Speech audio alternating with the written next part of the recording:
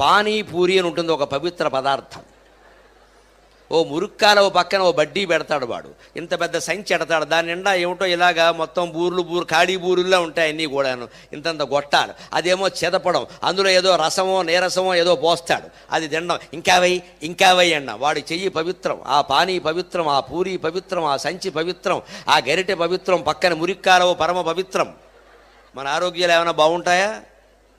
రుచి ఒకటే కాదు, రుచితో పాటు శుచి ఉండాలి.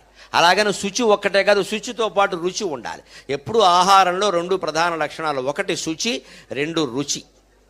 అందులోనూ ప్రథమ ప్రాధాన్యం శుచి, రుచి కాదు. శుభ్రమైందా కాదా, నీకు రుచి సరిపోతే అలాగా.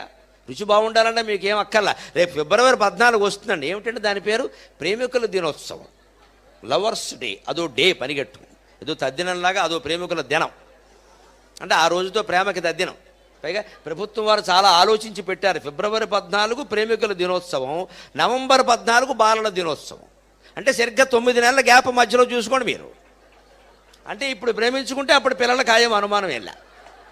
సరిగ్గా 9 నెలలు, ఇది ఫిబ్రవరి 14, అది నవంబర్ 14, 9 నెలల గ్యాప్ ఆలోచించి పెట్టారు. 2 రోజులు కూడా ఎవరు పెట్టాడు? మహానుభావుడు. ఇప్పుడు ప్రేమించుకోండి ఇందిరా పార్కులో, అప్పటికి పిల్లాడు పుట్టేయడం ఖాయం, వాడికి బాలల దినోత్సవం చేసేయచ్చు. ఆ రోజు జరగబోయే పెద్ద మోసం ఏమిటి ఇప్పుడే చెబుతున్నా. ఇప్పటి నుంచి నిలవుండి అమ్మకం కాని కేకులన్నీ మొత్తం ఈ బేకరీల వాళ్ళందరూ ఆ రోజు మీకోసం పెట్టి ఐ లవ్ యూ అని ఒకటి రాస్తాడు, అంతే. అందులో అంతే, మొత్తం పట్టుకుపోతారు.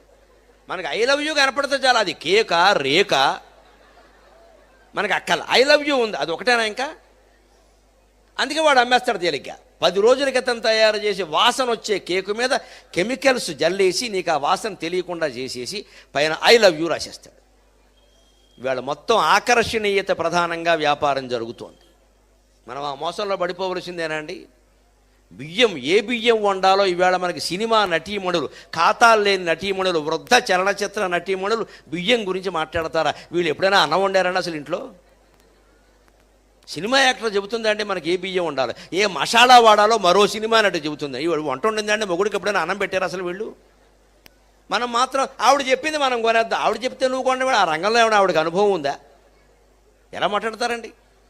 నేను ప్రవచనాలు చెప్పేవాడిని, రామాయణం అంటే ఏమిటో, భారతం అంటే ఏమిటో, భాగవతం అంటే పోనీ మనుచరిత్ర, వశ్చరిత్ర, అవధానం, దాని గురించి నేను చెప్పి ఫలానా పుస్తకం కొనుక్కోమని నేను చెప్పొచ్చు. కానీ ఇక్కడ పక్కనే రియల్ ఎస్టేట్ వేస్తున్నారు నాకు తెలిసిన వాళ్ళు, స్థలం తీసుకొని నేను చెప్పడం ఏంటంటే నాకేం తెలుసండి స్థలం గురించి? నేను ఎలా చెప్తానండి? అంటే వాళ్ళు నాకు డబ్బులు ఇచ్చారు, నేను లక్షలు మింగేశాను, మీకు చెబుతాను. నా మీద భక్తి ఉన్న వాళ్ళందరూ అక్కడ చేరతారు, తర్వాత నేను బాగుంటాను, వాడు మోసం చేస్తాడు.